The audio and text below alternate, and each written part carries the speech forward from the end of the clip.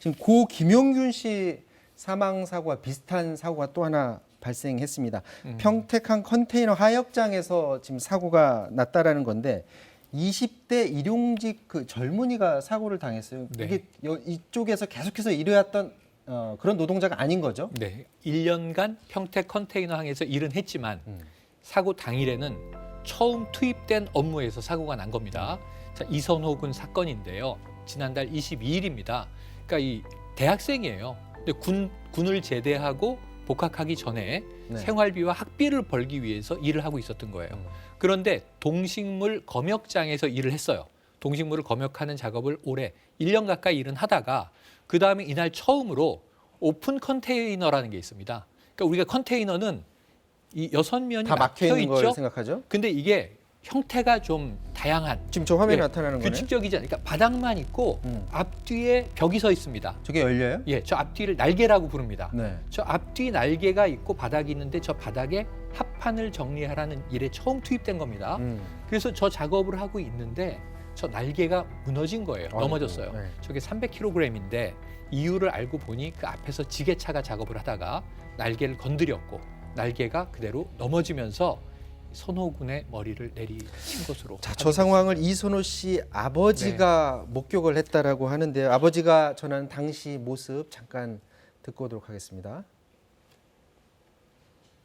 현장 점검차 자전거를 타고 현장을 돌아보다가 그 사고가 난 현장을 목격하게 됐고 우리 아이가 이렇게 엎드리듯이 자는 듯이 엎드려가 있었어요. 그 저는 순간적으로 제가 무슨 엎드렸지 뭐 작업을 하나? 그 순간적으로 이거 뭐고 죽은 기가 죽었나 하고는 그 정신을 잃었습니다. 그 인건비 조금 줄여보겠다고 내 삶의 희망마저 뺏어간 게 아니고 강탈을 해갔습니다. 내 마지막 남은 삶의 희망마저도 강탈해갔습니다. 강탈요. 그래서 저는 끝까지 싸울 겁니다. 자, 아버지 그 휴대전화 이름에 삶의 희망이라고 아들 이름을 네, 지금 네. 적어놨다라고 해서 더 안타까운 그런 심정인데 일단 아버지하고 그 일하는 곳에서 같이 그럼 만났다는 얘기잖아요. 그러니까 아버지가 일하던 곳에서 지금 일을 한 건가요? 그런데 자전거를 타고 이제 도는 와중에 아들의 죽음을 목격한 것인데 네. 사실은 이것은 이제 이 친구가 올린 글을 보면요. 우연한 일이긴 하지만 총체적 재앙이라고 표현을 했는데 네. 자 이렇습니다. 처음에 이 안전 교육을 안 한 것 같아요. 안전 교육 부재 아니냐. 그리고 이제 이 불법 파견을 한 거 아니냐. 이게 사실 인력 용역 업체 소속이었습니다. 부당 지시가 있었던 것 같다. 그다음에 이 노후 시설이다. 즉각 신고 제일 좀 갑갑한 대목인데요.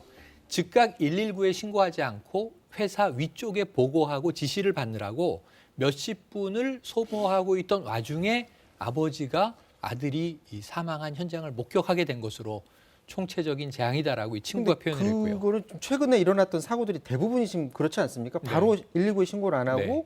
개통에다 계속 보고를 하다가 시간을 다 허비하는 일들이 조금 더 비일비재하잖아요. 올라가면 고 김용균 씨 사건 사망 사고, 더 올라가면 이 구이역 김군 사고 다 사망 사건들입니다. 전 국민을 안타깝게 했었는데 말씀하신 대로 즉각 조치가 안 되고 회사 내에서 이 지시 보고가 왔다 갔다 하다가 시간을 상당히 소모해요. 그리고 가장 기본적인 문제는 위험한 작업은 2인 1조로 하라라고 그 김용균 씨 사고 이후에도 몇 차례 얘기가 됐어요. 네. 한 사람의 보조 작업자나 파트너가 있었다면 즉시 그 상황에서 일단은 조치를 할 수가 있는데 그렇지 못했다는 거죠. 그러니까 어떤 위험을 감지할 수도 없었고 위험을 당하고도 스스로도 거기서 헤어날 수도 없는 상황. 그 지금 하나도 현장이 개선되지 않은 것 아닌가. 그래서 지금 대책위가 만들어졌고 지금 아까 이 글을 SNS에 올린 친구도 기자회견을 하는 등 지금 이 사건에 대해서 여러 가지 요구가 있는데 기본적인 것은 원청이 책임을 인정하라는 거예요. 그럼 이 건도 마찬가지로 네. 하청에 하청 이렇게 재하청 되는 작은 회사입니까? 원청, 하청, 재하청 구조인데 네. 지금 평택 컨테이너항 이 항만이 원래는 평택지방 해양수산청 이 관리로 돼 있습니다. 네. 그럼 해수청이 있고 그 밑에서 이 항만관리 전문 업체에게 이 위탁을 줬습니다. 하청이 한번 들어갔죠. 근데 여기 인력이 고용돼 있지 않아요.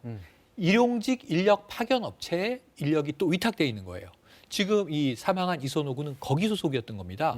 그러니까 이게 문제가 여러 가지로 돼 있고 원청은 해수청이고 중간 회사는 항만관리 전문 업체인데 지금 문제는 일용직을 관리하는 인력 파견 업체와 다퉈야 되는 상황이니까 지금 이 책임 인정 그리고 원인 규명, 재발 방지 대책 마련 이게 지금 당장 이루어지기 어려운 상황으로 보여집니다. 지금 말씀대로라면 굉장히 작은 회사, 50인 미만 사업장의 가능성이 네, 굉장히 네. 높은데 지금 회사 측 입장은 지금 뭡니까?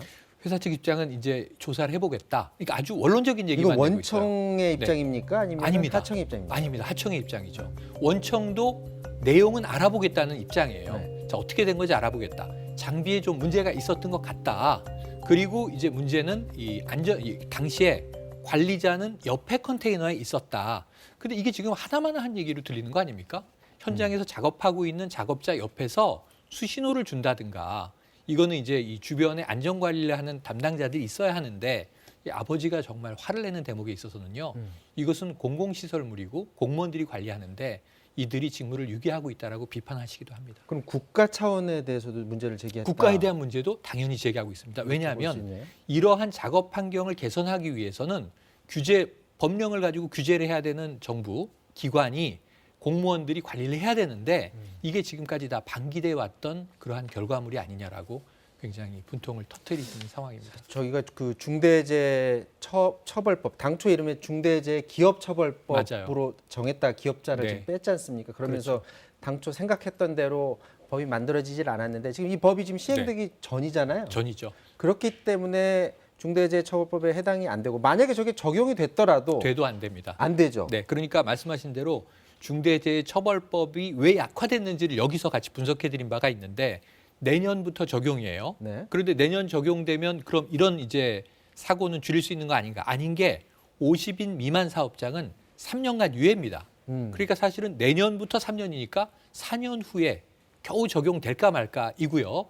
그때도 말씀드렸지만 기업주나 혹은 안전관리 담당자 중에 한 명이 책임지게 그래서 만들어놨잖아요. 기업주는 빠져나갈 것이다라는 네, 기업주는 전망이 빠져나가게 있었죠. 해놨고 지금보다 달라질 것이 없다. 기업주를 처벌하게 해야 적어도 안전관리를 더 신경 쓰게 되지 않겠는가 하는 대목이었는데 법도 약화됐고 적용도 느리고 또 이 굉장히 작은 소규모 사업장에는 더더욱 시간이 오래 걸리고 그럼 언제까지 이런 사고를 우리가 봐야 하는가 안타까운 대목이죠. 자, 또 다른 김용균 씨 나오지 않도록 정부도 그렇고요. 그렇습니다. 기업도 좀 정신을 차려야 될 것 같습니다. 여기까지 하도록 하겠습니다.